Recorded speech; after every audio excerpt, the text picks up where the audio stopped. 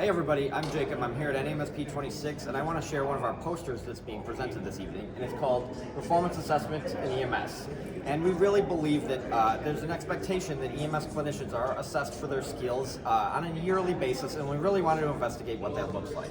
So we set our population and we found out that there are people that are getting assessed with the yes-no assessment every 12 months, but the variety of the assessors does vary. And so we sorted them into assessors and non-assessors, and we wanted to see what the breakdown was. So if you move on over to our results here in Table 1, you'll see that 73 to 75% of our people are getting an assessment on an annual basis. And there is a little bit of variation between the two, but it's generally quite consistent. But where it comes down to something interesting is who is performing the assessment.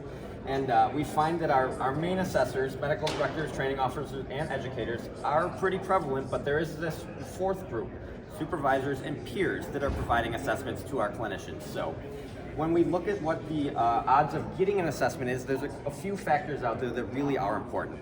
We're finding that ALS providers are much more likely to get an assessment. We're finding that hospital-based services are more likely to receive an assessment, and there's every other service type beyond those 911 are less likely to get an assessment on a yearly basis. So hands-on performance assessments are happening on a yearly basis.